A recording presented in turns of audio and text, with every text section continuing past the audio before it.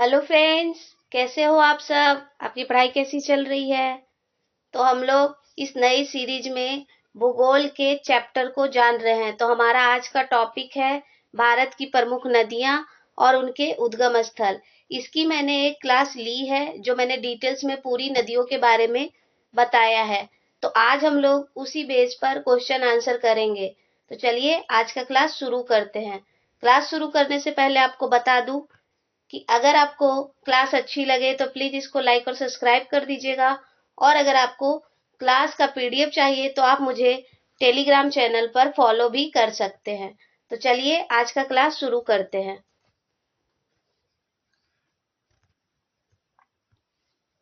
पहला क्वेश्चन है, हिमालय पार की नदियां यानी कि हिमालय से निकलने वाली नदियां कौन कौन सी है? तो ये है option number B, Brahmaputra, Sindhu, Sutlej. Himalaya तरफ की ये नदियां हैं। मैंने आपको डिटेल्स में इससे पहले एक क्लास दिया है, यानी कि हमने पूरी नदियों को अच्छे से डिटेल्स में जान लिया है। तो आज हम लोग सिर्फ उसके ऊपर क्वेश्चन आंसर कर रहे हैं। तो जल्दी जल्दी बस इसका क्वेश्चन आंसर देखेंगे। तो दूसरा क्वेश्चन है, निम्नलिखित में से नदियों की लंबाई का सही अवरोही क्रम यानी कि बढ़ते हुए क्रम में, घटते हुए क्रम में, जैसे बड़े से छोटे की तरफ।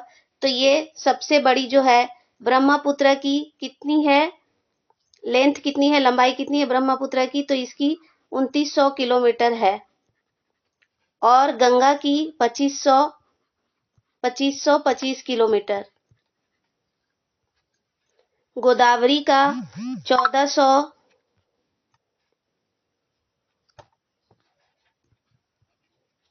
1465 किलोमीटर। और नर्मदा जो है 1312 किलोमीटर। तो ये लंबाई के अनुसार ऑप्शन नंबर ए इसका सही आंसर है।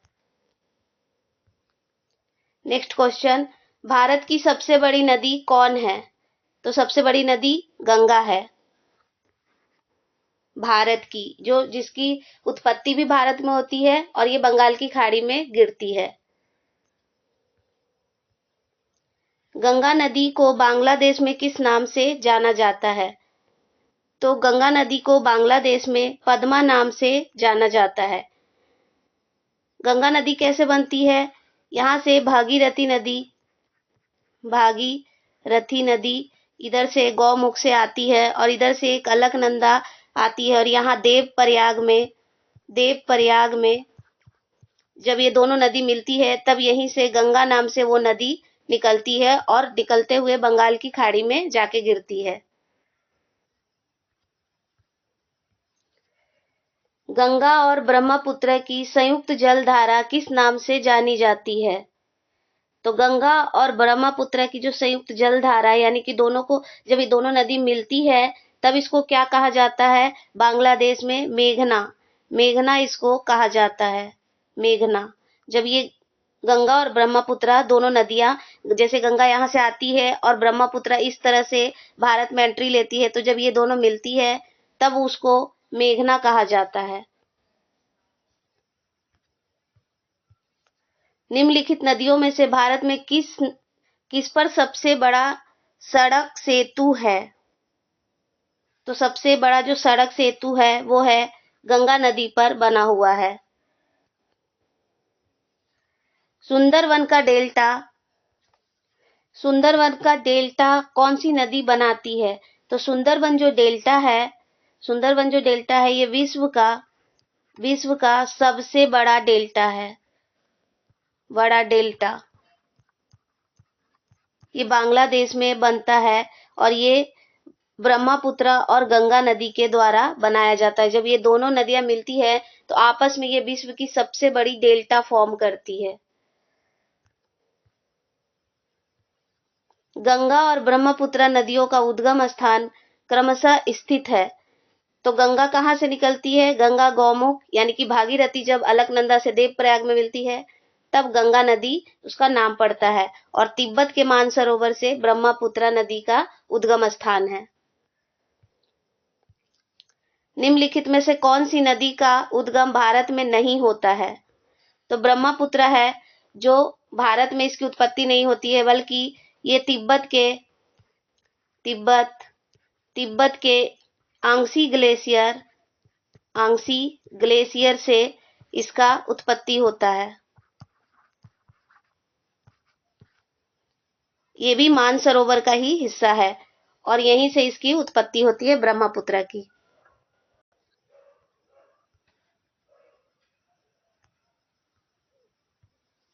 तिब्बत में बहने वाली नदी सांगपो निम्नलिखित में से किस राज्य से होकर भारत में प्रवेश करती है? देखिए, सांगपो जो है, यारलुंग सांगपो, ब्रह्मपुत्र नदी को ही तिब्बत में कहा जाता है। और जब ब्रह्मपुत्र नदी इस तरह से भारत में एंट्री लेती है तो ये अरुणाचल प्रदेश, यानी कि सबसे पूर्वी जो क्षेत्र है हमारा, वो है अरुणाचल प्रदेश, और यहीं से ये नदी एंट्री लेती है भारत में। तो ये अरुणाचल प्रदेश से एंट्री लेती है। सांगपो यानी ब्रह्मपुत्र नदी की बात हो रही है, और सांगपो कहाँ नाम है? तिब्बत में इसका नाम है।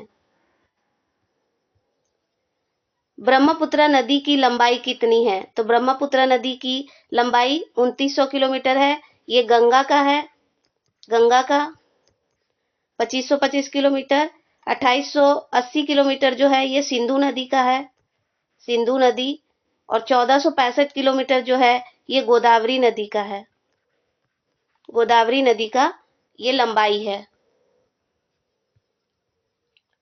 तिब्बत के मानसरोवर झील के पास किस नदी का उद्गम स्रोत है? तो ये सिंधु नदी का भी है, सतलज का भी है, ब्रह्मपुत्र नदी का भी है। ये सभी का मानसरोवर से ही उत्पत्ति होता है। विश्व का सबसे बड़ा नदी द्वीप माजुली किस नदी के तट पर बनता है? तो ये ब्रह्मपुत्र के, मतलब ये ब्रह्मपुत्र जहां से आती है वहीं पर ये द्वीप है, एक आइलैंड है, और ये वर्ल्ड का सबसे बड़ा नदी द्वीप है।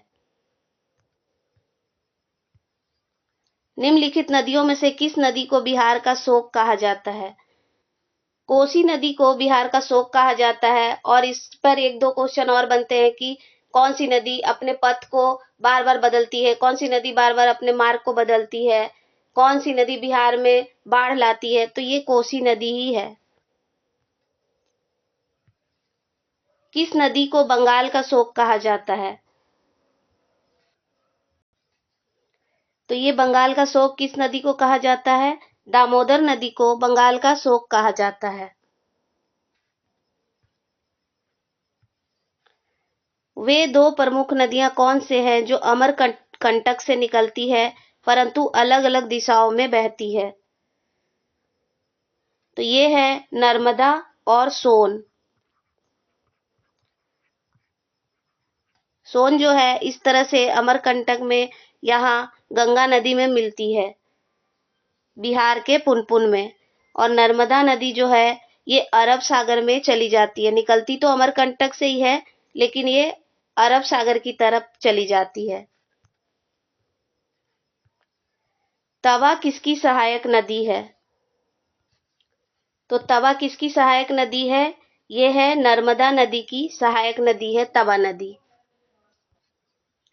निम्नलिखित नदियों में से कौन सी नदी प्रारंभ में अरुण नदी के नाम से जानी जाती है?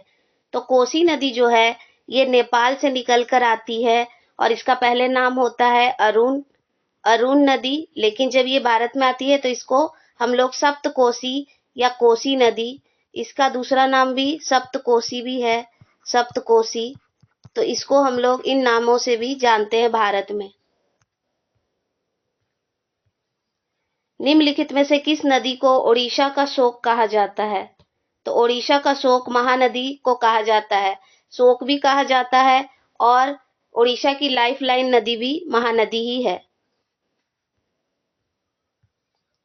इंदौर के समीप स्थित जनापाव पहाड़ी स्रोत है, मतलब कौन सी नदी यहां से निकलती है? तो यहां से चंबल नदी का उद्गम होता है, यानी चंबल नदी यहीं से निकलती है। भारत की लवणीय नदी के नाम से किसे जाना जाता है? तो ये लूनी नदी को कहा जाता है, क्योंकि ये खारे पानी की नदी है, और ये रन ऑफ कच्छ में जाके विलुप्त हो जाती है। तो कभी कभी क्वेश्चन भी बनता है कि कौन सी नदी रन ऑफ कच्छ में विलुप्त हो जाती है, या कौन सी नदी भूमिगत हो जाती है? तो ये लूनी नदी ही है। कौन सी नदी भेड़ा घाट के समीप कपिल धारा जलप्रपात का निर्माण करती है? तो इसका निर्माण कौन करता है? नर्मदा नदी के द्वारा। नर्मदा नदी मतलब ये जलप्रपात बनाती है।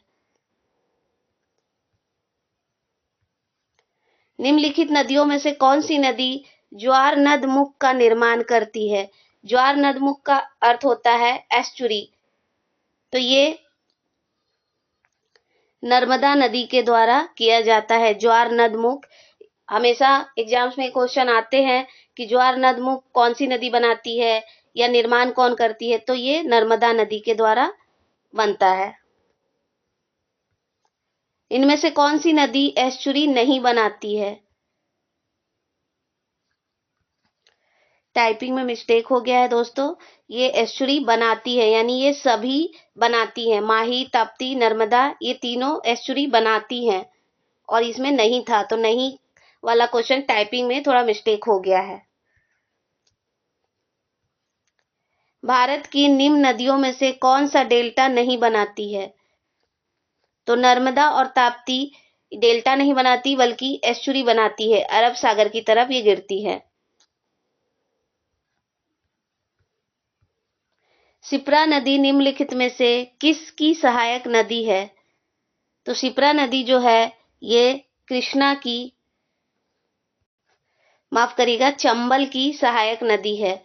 शिप्रा नदी जो है ये चंबल की सहायक नदी है। निम्नलिखित में से कौन सी नदी अमरकंटक से नहीं निकलती है? तो गोदावरी नदी अमरकंटक से नहीं निकलती, बल्कि त्र्यंबक का पठार यानी महाराष्ट्र से ये निकलती है। महाराष्ट्र से त्र्यंबक का पठार, वहीं से ये निकलती है, ब्रह्मगिरी पहाड़ी से। और नर्मदा, तवा, सोन जो है ये अमरकंटक से निकलता है। नर्मदा तथा सोन नदी कहाँ से निकलती है? तो ये अमरकंटक पहाड़ी से निकलती है।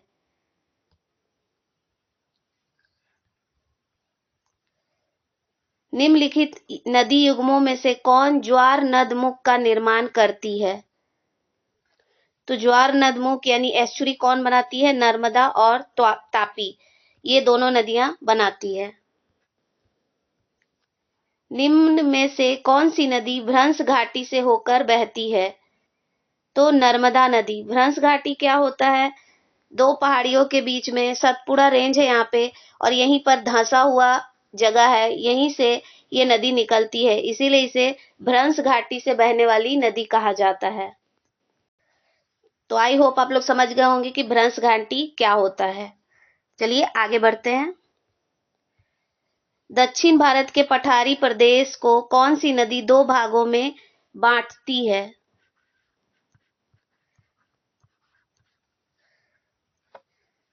तो दक्षिण भारत की जो पठारी प्रदेश है उनको दो भागों में कौन बांटता है? नर्मदा नदी के द्वारा बांटा जाता है।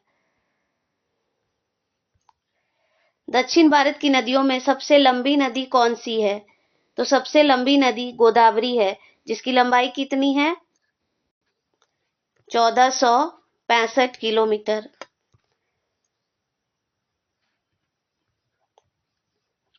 निम्नलिखित नदियों में से किस नदी को वृद्ध गंगा, बूढ़ी गंगा कहा जाता है? यानी एग्जाम्स में क्वेश्चन आता है बूढ़ी गंगा, वृद्ध गंगा किसे कहा जाता है? तो ये गोदावरी को कहा जाता है, क्योंकि इसे वहां दक्षिण के क्षेत्र में इसको बड़ा पवित्र नदी माना जाता है, इसीलिए इसे वृद्ध गंगा या बूढ़ी गंगा भी कहा जाता है। गोदावरी नदी का उद्गम स्थल कहाँ है?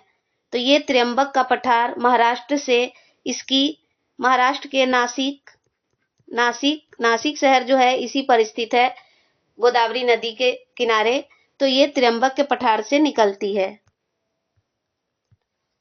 बेनगंगा तथा पेनगंगा किसकी सहायक नदी है? तो बेनगंगा, पेनगंगा किसकी सहायक नदी है? तो ये गोदावरी की सहायक नदी है। गोदावरी की और सहायक नदियों में है पूर्णा, प्राणहिता, वर्धा, वेनगंगा, पेनगंगा, इंद्रावती, सबरी। प्रबरा, मंजीरा, मनेर, मूला, ये सब इसकी सहायक नदियां हैं। वेनगंगा, पेनगंगा भी गोदावरी की सहायक नदी है। कावेरी नदी का उद्गम स्थल कहाँ है? तो कावेरी नदी जो है ये ब्रह्मगिरी पहाड़ी से निकलती है। कावेरी नदी किस खाड़ी में गिरती है? तो ये अरब सागर में गिरती है।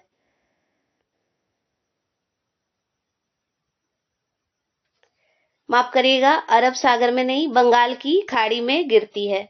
कावेरी नदी बंगाल की खाड़ी में, मेरे दिमाग में नर्मदा नदी था तो मैंने अरब सागर लगा दिया, जबकि ये बंगाल की खाड़ी में गिरती है और डेल्टा फॉर्म करती है।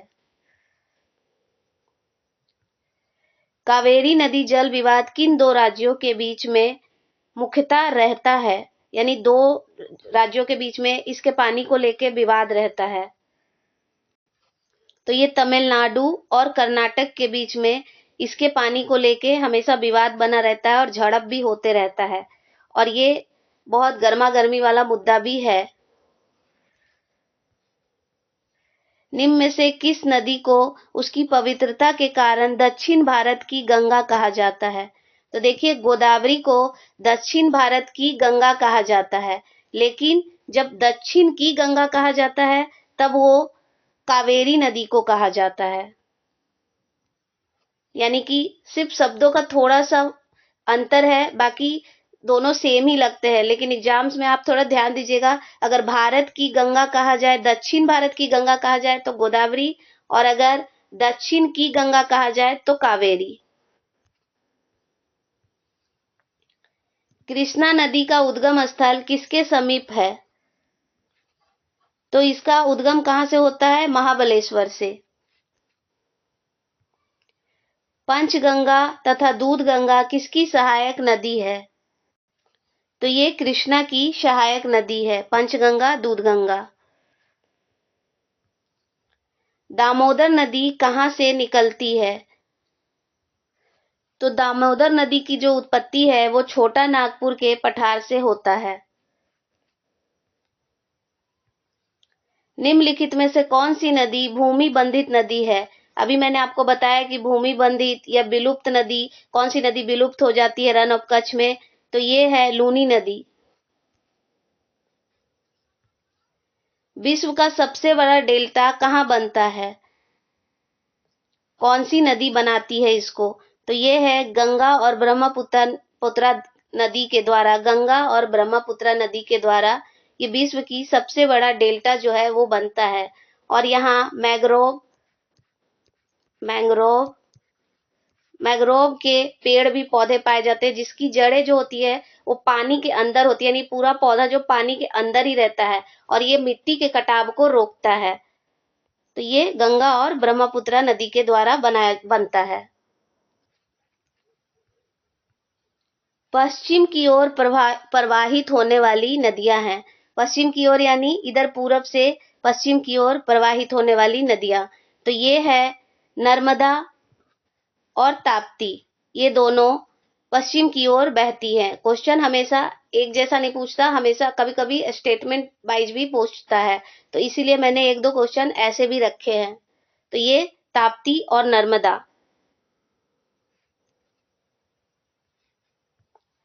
मानस किस नदी की सहायक या उपनदी बोल सकते हैं? इसको उपनदी, सहायक या उपनदी है। तो ये ब्रह्मपुत्र की सहायक नदी है या उपनदी है। सोन और नर्मदा नदी निकलती है, तो ये अमरकंटक से निकलती है।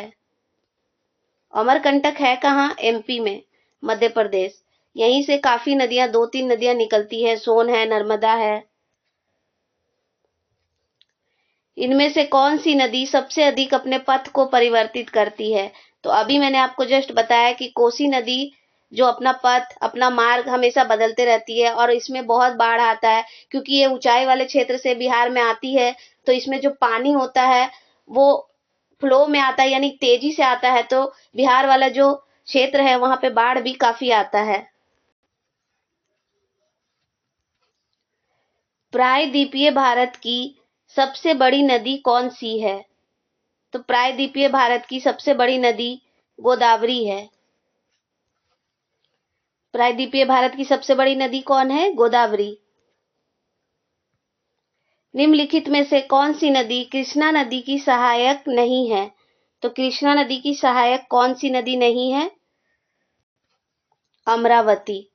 ये इसकी सहायक नदी नहीं है, बल्कि कृष्णा की कौन है? मालप्रभा, तुंगभद्रा, घाटप्रभा, ये सब इसकी सहायक नदियां हैं। लूनी नदी कहाँ विलुप्त हो जाती है?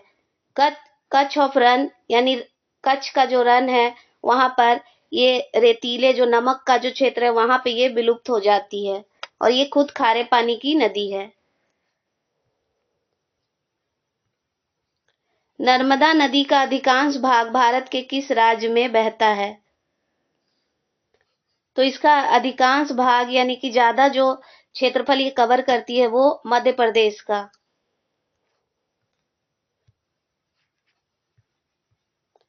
भारत में डेल्टा बनाने वाली नदियां हैं कावेरी, गंगा, महानदी। ये तीनों नदियां यानी इस तरफ बंगाल की खाड़ी की तरफ ये गिरती हैं, इसीलिए डेल्टा बनाती हैं। और जो भी इधर से इधर आता है वो सब अरब सागर में वो एस्चुरी बनाती हैं। किस जगह भागीरथी और अलकनंदा मिलकर गंगा बन जाती है? तो भागीरथी गौमुख से आती है और इधर से अलकनंदा आती है, और यहाँ देवप्रयाग में जब ये दोनों नदी मिलती है तब यहाँ से इस नदी का नाम गंगा पड़ जाता है, और ये कहाँ मिलती है? देवप्रयाग में। सिंधु नदी का उद्गम स्थल है, तो ये मानसरोवर झील तिब्बत से इसका उद्गम है, यानी ये निकलती है वहां से। गोदावरी नदी कहाँ से होकर बहती है? तो गोदावरी नदी जो है महाराष्ट्र और आंध्र प्रदेश से होकर बहती है। पंजाब के निर्माण में सबसे महत्वपूर्ण नदी कौन सी है? तो सिंधु नदी है। पंजाब को 5 नदियों का राज्य कहा जाता है। 5 नदियों यानी यहाँ पर जो सतलज, ब्यास, झेलम, ये सब सिंधु की सहायक नदियां हैं, और ये सिंधु के निर्माण से महत्वपूर्ण नदी पंजाब में सिंधु नदी है। निम्नलिखित में से कौन सी नदी विंध्य तथा सतपुड़ा पर्वत श्रृंखला के मध्य से होकर गुजरती है? तो विंध्य और सतपुड़ा, अभी मैंने बताया कि सतपुड़ा रेंज और विंध्य के बीच में से नर्मदा नदी निकलती है, और ये भ्रंश घाटी से गुजरती है। निम्नलिखित में से कौन कौन सी नदी अरब सागर में गिरती है? तो ये सभी नदी अरब सागर में गिरती है, यानी नर्मदा, माही, ताप्ती, ये सभी नदी अरब सागर में गिरती है।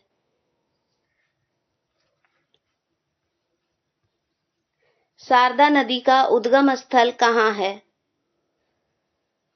तो इसका जो उद्गम स्थल है वो मिलाम हिमनद है। निम्न में से कौन सी नदी यमुना नदी की सहायक नदी नहीं है? तो इसकी यमुना की सहायक नदी कौन कौन है? केन है, बेतवा है, सोन है, नहीं सोन नहीं है बल्कि चंबल है। केन, बेतवा, चंबल, टोंस, हिंडन, सिंध, ये सब इसकी यमुना की सहायक नदी है। और यमुना का नाम क्या है? दूसरा नाम कालिंदी। कालिंदी नदी भी इसको कहा जाता है, क्योंकि यहाँ पे कालिंदी नाम का एक पहाड़ी है, वहीं से ये गुजरती है, इसीलिए इसका नाम कालिंदी भी है, दूसरा नाम। कभी कभी एग्जाम्स में पूछ लेता है बाय चांस। निम्न नदियों में से किसका सर्वाधिक बड़ा जल ग्रहण क्षेत्र है? तो सर्वाधिक जल ग्रहण यानी कि जल धारण की जो क्षमता होती है वो सबसे ज्यादा गोदावरी में है।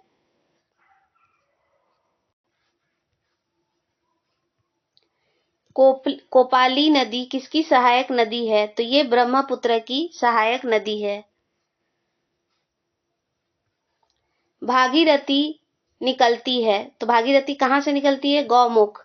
भागीरथी और अलकनंदा मिलके क्या बनाती है? गंगा।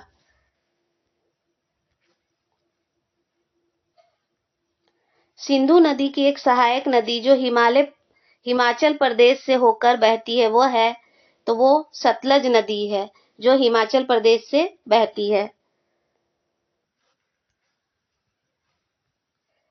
प्रायद्वीपीय पठार में नर्मदा नदी असाधारण रूप से सीधे करनाल के साथ पश्चिम की ओर बहती है। ऐसा इसलिए है क्योंकि ये जो नर्मदा नदी है ये रिफ्ट वैली यानी कि भ्रंश घाटी से निकलती है, इसीलिए ये पश्चिम की ओर बहती जाती है। ऑप्शन नंबर डी इसका सही आंसर है। चंबल नदी किन राज्यों से होकर गुजरती है? तो चंबल नदी उत्तर प्रदेश, मध्य प्रदेश और राजस्थान से होकर गुजरती है। चंबल नदी की सहायक नदियों में है बानास, पार्वती, काली सिंध, भीमा, शिप्रा, शीप, और इसकी लंबाई कितनी है? 960 किलोमीटर। और ये जना पाव पहाड़ियों से निकलती है, विंध्य पर्वत से।